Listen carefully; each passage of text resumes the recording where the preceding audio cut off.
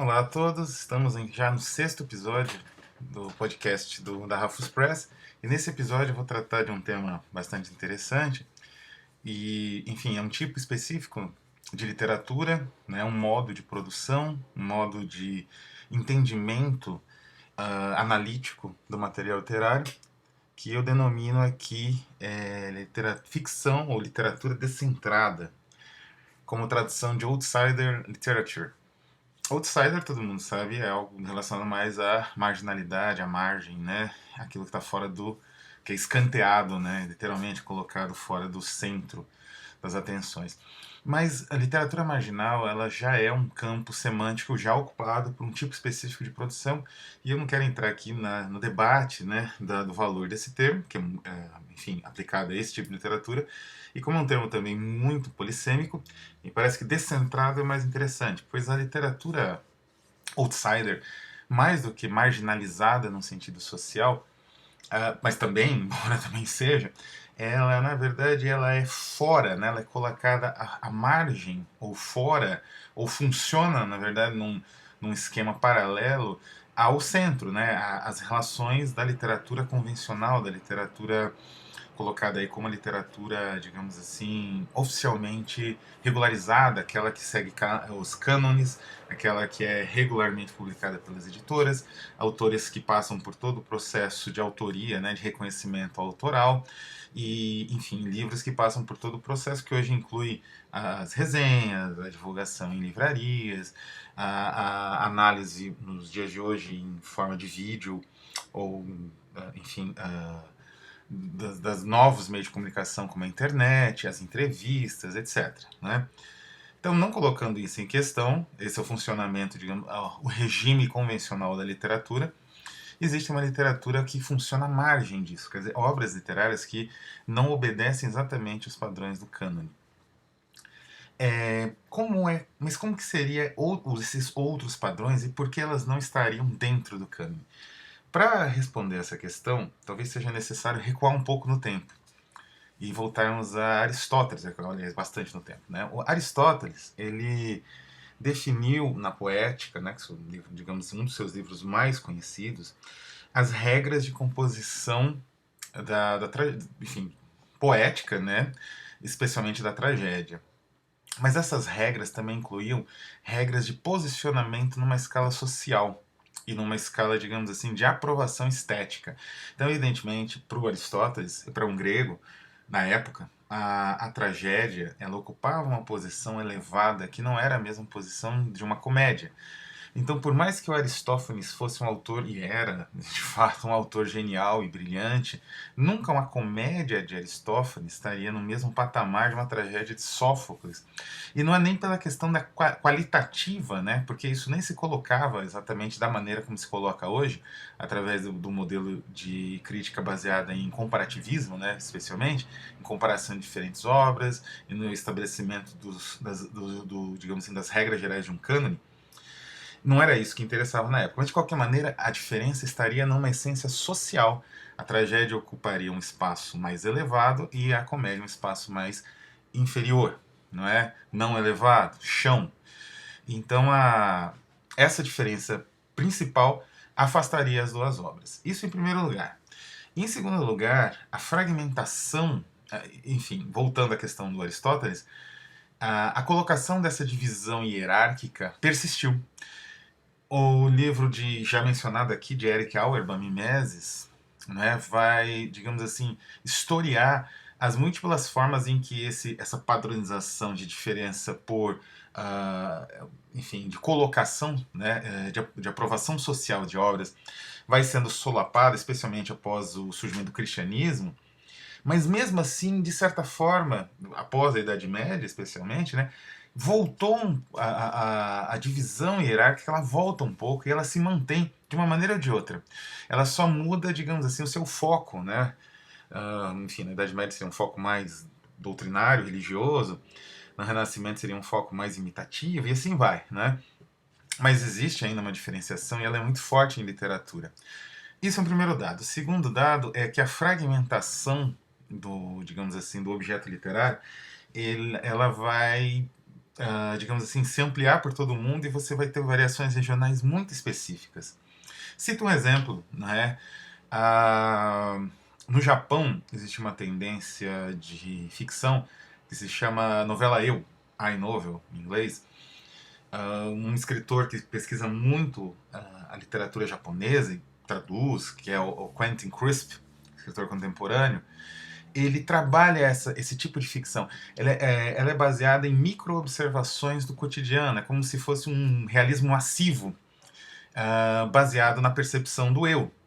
Nessas micropercepções, que é o que faz, na verdade, constrói a nossa realidade. Nossa realidade é feita de pequenas percepções do cotidiano que, através da nossa capacidade de síntese, levam a uma totalidade. Então, essa ficção reproduziria esse processo cognitivo. E é algo muito específico da literatura japonesa, com poucas traduções fora do Japão, né? E é curioso porque é algo que tem a ver, inclusive, com a própria maneira como é articulado o idioma, né? A linguagem, né? A língua japonesa, ou as línguas orientais, de um modo geral, porque essa escola ela se espraia por outros países do Oriente mais distante. Então, é uma, digamos assim, um gênero, uma escola, uma forma de construção, um tipo de discurso ficcional e narrativo que não segue um cânone, né? Ele acaba não sendo padronizado dentro de um cânone ocidental, um cânone universal, né? Aquela ideia de um cânone universal, um museu universal de todas as obras de arte, que certos filósofos como até o Kierkegaard sustentam, né? Era muito comum no século XIX. Isso, um exemplo como o da Einovel demonstra que isso é impossível, porque certas percepções são muito regionais, locais, e isso leva a uma dificuldade em periodização, em comparativo, num processo de comparativismo e por aí vai, né?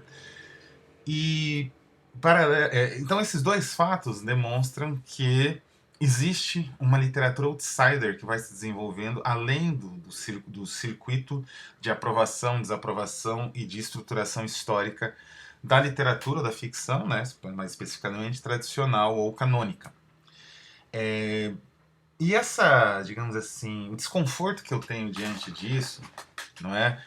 A busca, né, de outras, digamos assim, maneiras de percepção do universo, ou percepção, ou articulação literária do universo, que fazem a Rufus Press buscar autores como o Damian Murphy, né, da nossa atual campanha no Catarse, o Baluarte Tomado, é justamente que me parece insatisfatória essa divisão estética.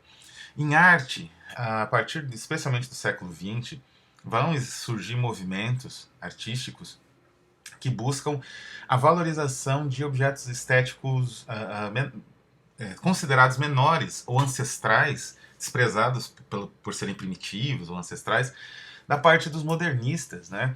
Então, ou simplesmente a pura e simples destruição estética, né? Você buscar o acaso puro nos dadaístas, ou no caso dos futuristas, a substituição do objeto estético por um objeto mecânico, maquínico, né? Isso também vale nos produtivistas russos, né? Que tem, de certa forma, uma percepção não ideológica, mas estética semelhante à dos futuristas italianos.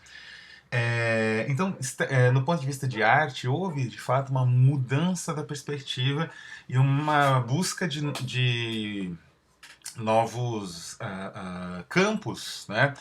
A valorização da arte naif, da arte brut, não é? Da arte dos loucos, da arte produzida então por povos ancestrais, a valorização do design bruto, do arts and crafts, né? Daqueles movimentos de pequenos objetos, né, produzidos com finalidade de decoração. Enfim, a arte contemporânea ela segue de certa forma, uma hierarquização mais radical. A literatura, talvez por conta digamos assim, do seu caráter realmente acadêmico, necessário para a montagem e estabilidade de um cânone, ela demora muito mais e sente muito mais dificuldade em se livrar digamos assim, dessa herança aristotélica, de certa forma, né? Como eu falei, essa divisão hierárquica foi estabelecida por Aristóteles e ela, de uma maneira ou de outra, sobreviveu todos esses anos, né?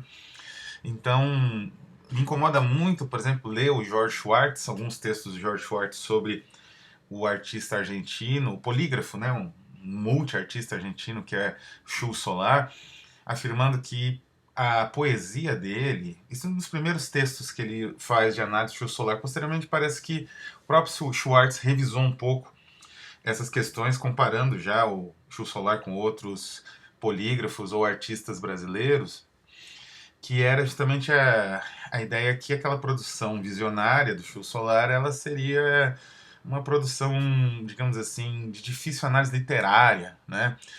E que não valeria digamos assim, não teria espaço para uma análise literária, talvez uma análise sociológica ou semiótica.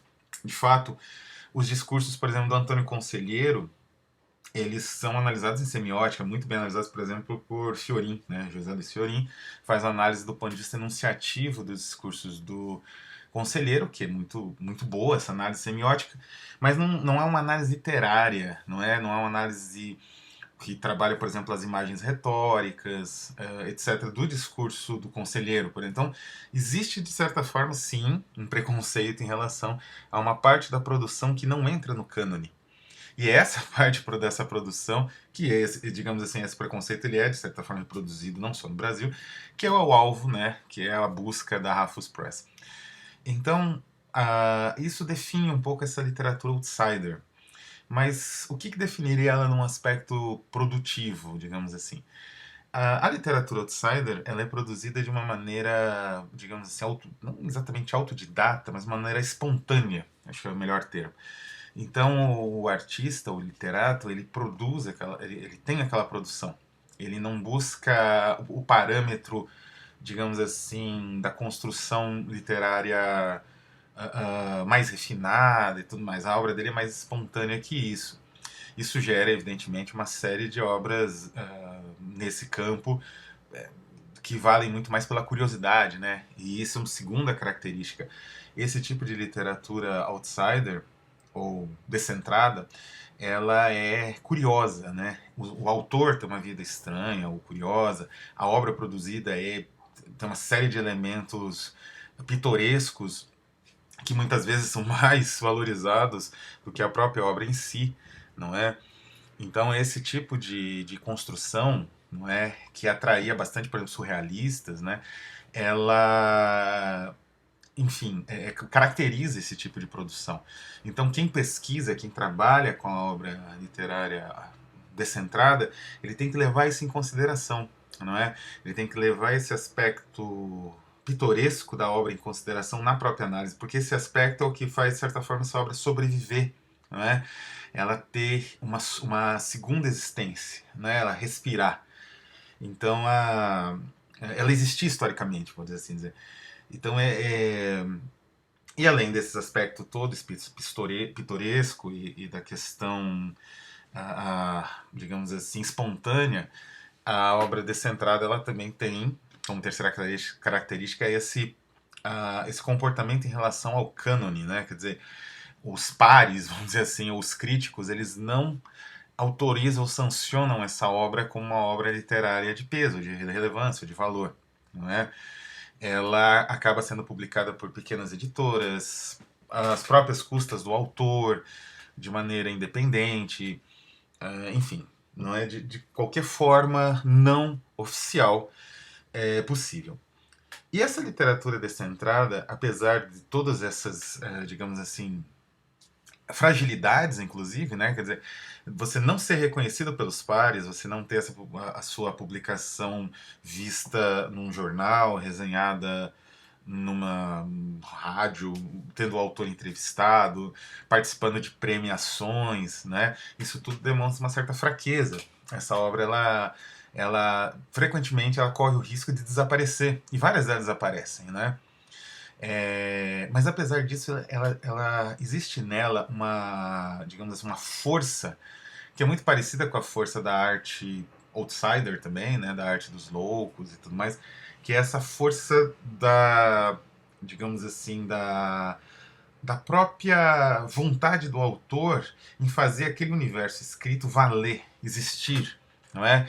Frequentemente essas obras também ela tem um cunho muito biográfico, então muito pessoal. A obra Outsider ou Descentrada, ela tem uma relação muito grande com um salto de fé, não é? É como se registrado ali estivesse a essência ou uma das essências do autor, não é? E essas obras, então, a sobrevivência delas depende muito disso.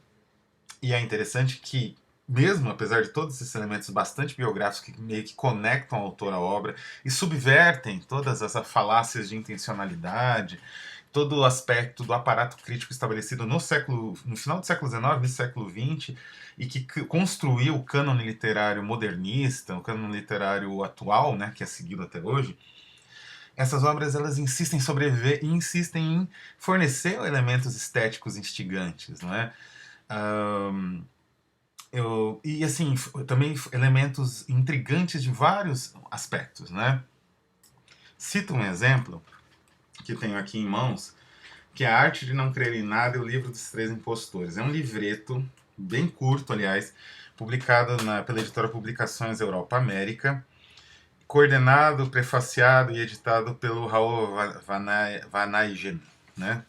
Vanegen, enfim.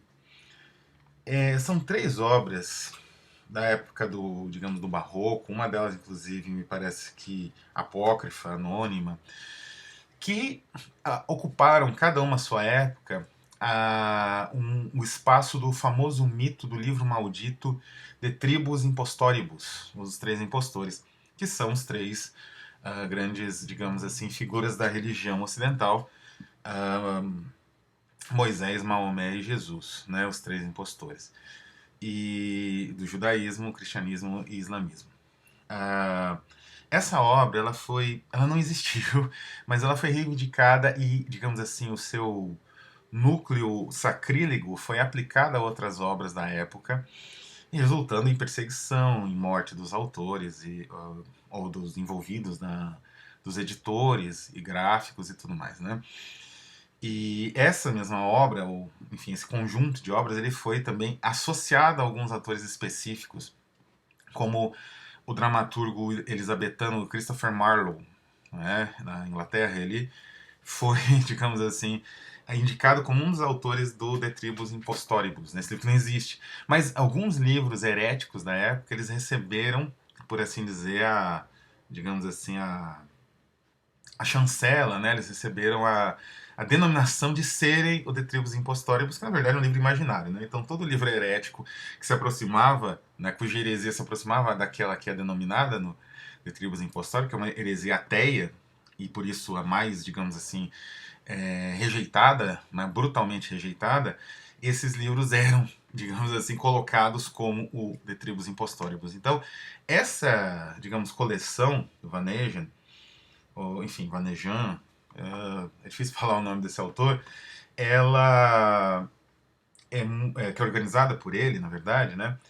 Ele é um autor contemporâneo que trabalha com a heresia, especialmente as heresias, né? Especialmente a do livro Espírito, que é justamente digamos assim, a base da heresia de um certo pluralismo religioso, que o Spinoza foi acusado, né, desse tipo de heresia e tal. Esses livros eles têm uma carga, digamos assim, muito pitoresca e, na verdade, são manuscritos pequenos, de 10, 15 páginas na época que foram publicados, né? E eles têm uma carga histórica muito pesada, né? Os autores foram perseguidos, as obras, algumas não são nem assinadas, né? Uma delas, são três obras, né? São três livros. E então, um dos autores de uma dessas obras morreu muito jovem, porque já foi perseguido pela igreja, já foi executado, né, como herege. Essa carga histórica é muito difícil de desarticular do livro, mas existe uma essência filosófica e literária que o prefaciador analisa muito bem, que é bastante instigante e, digamos assim, muito, muito sofisticada, de certa forma.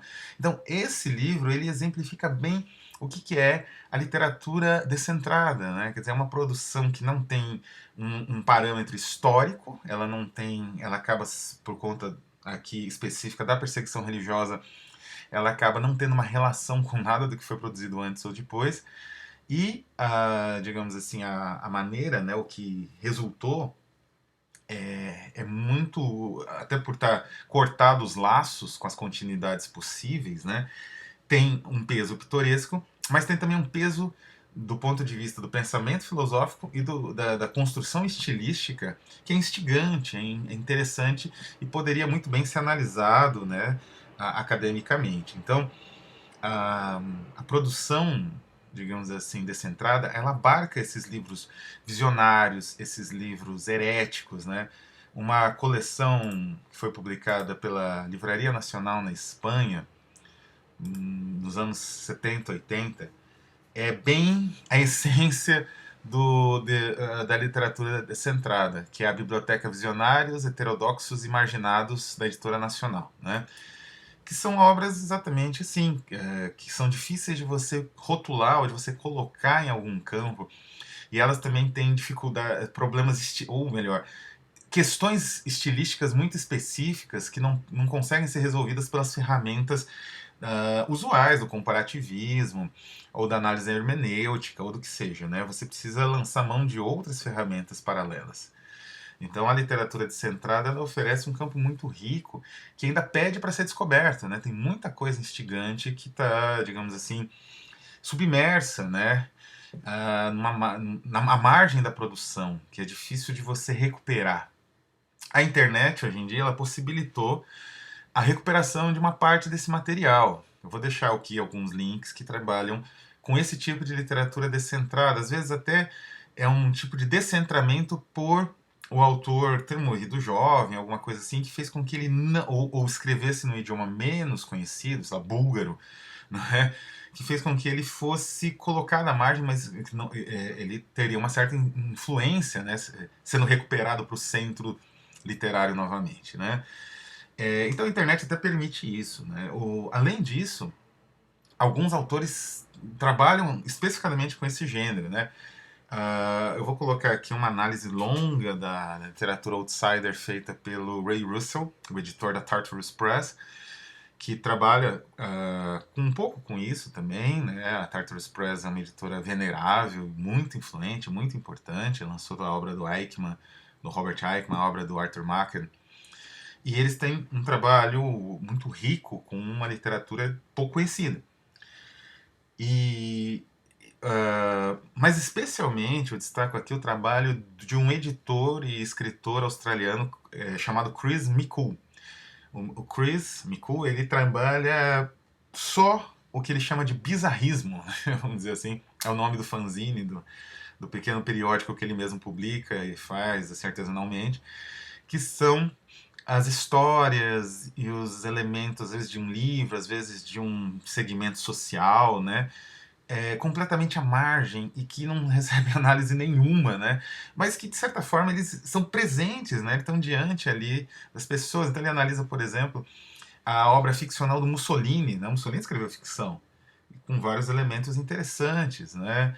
Ah, ele analisa algumas figuras visionárias da época dos anos 50 e tal, na Austrália, que produziram obras assim que são literariamente talvez péssimas, né? Mas assim, possuem uma visão muito peculiar que, como eu disse, as ferramentas tradicionais da análise literária às vezes ignoram, mas que são importantes, não é?